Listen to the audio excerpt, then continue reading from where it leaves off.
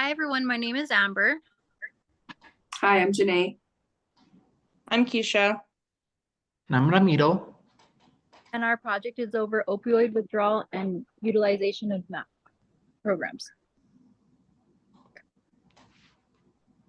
So the relevance of our topic to healthcare is due to its significant impact on patient care, public health, and the opioid crisis.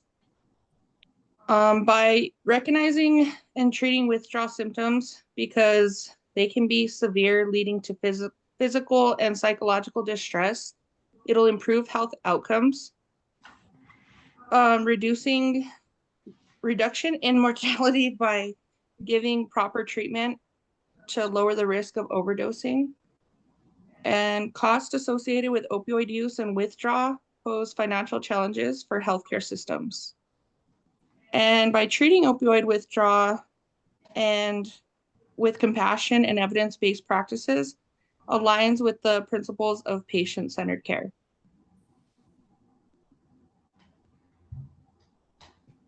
So for our research question, we are asking, how do you achieve lasting recovery and abstinence in opioid use disorder?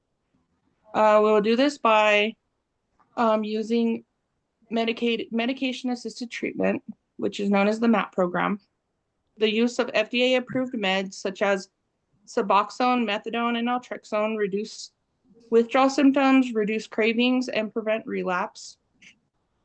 Using behavioral and psychological support such as counseling, either individual or group counseling, provide emotional support and teaches coping skills. And also rehabilitation services, inpatient or outpatient treatments, include medical supervision, therapy, and structured routines for clients. Relapse prevention strategies such as education and skill building to teach patients to recognize triggers and develop strategies to manage stress. And then also continued monitoring by regular follow-ups with their healthcare provider and drug screenings.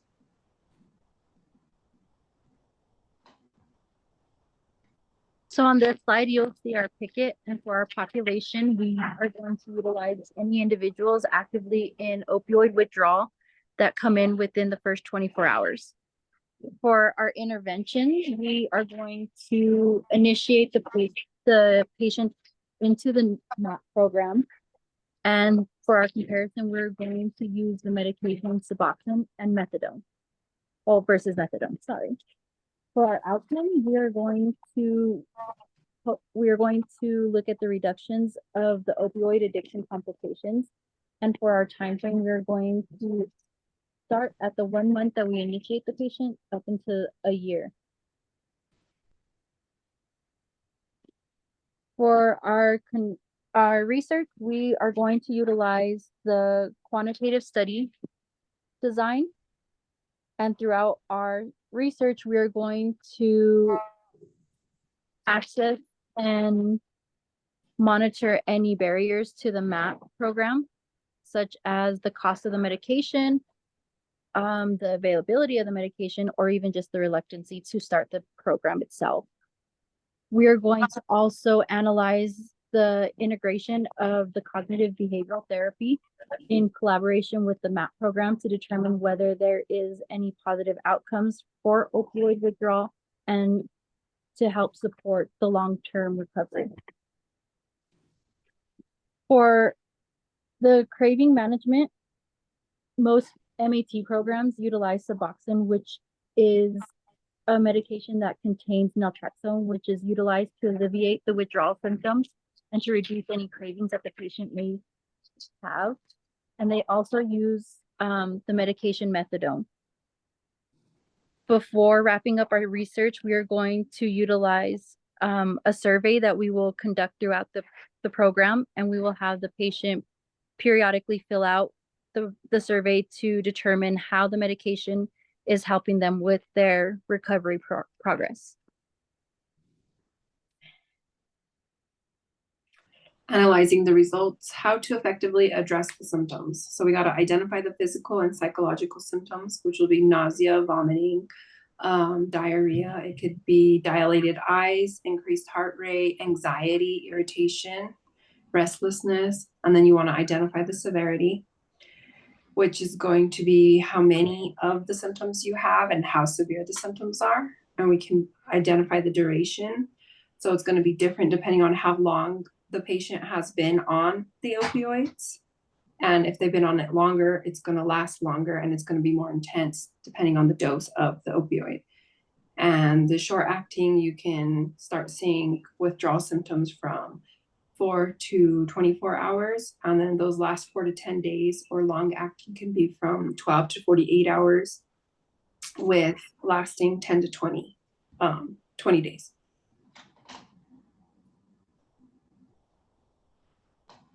And then how to achieve lasting recovery and abstinence from opioid use. We would use the MAP program and Suboxone, digital inclusion, which is apps for tracking their progress, or just apps to reach out to other people that are going through the same thing.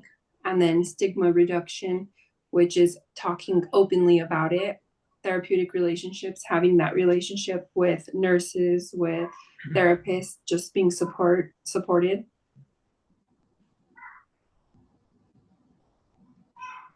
For our literature review, we had 3 articles that referenced Suboxone, but only one that went in depth with the topic. We learned that Suboxone is the name of a medication that combines both naloxone and buprenorphine that decreases the chances of opioid cravings. In relation to pregnancy, we know that stigma around opioid use and rehab have caused a negative impact, that medications like Narcan and Suboxone are not widely available. However, due to technological advances as a society, we have been able to provide other methods to assist in sobriety, but also provide interventions for opioid use. And for our conclusion, our summary is the project overall, including opioid withdrawal rate and the different methods of prevention. For our evidence, we used Suboxone, which was linked to our positive results. Our distinct approach came when we compared Narcan, the standard use, to Suboxone for opioid craving decrease. Our main support came from Khalili. She was the one who came up with the article that dove deep in depth on Suboxone. Our findings will hopefully be a decreased opioid use among individuals. And for our potential outcomes, we hope that there will be a yearly decrease in fewer overdoses and an increased recovery rate. So on this slide, we present our references that we utilize for our research, and you'll see that the links are provided there on the screen. So if you would like to read more on the topic, you can. But thank you for watching our project, and we hope you enjoyed.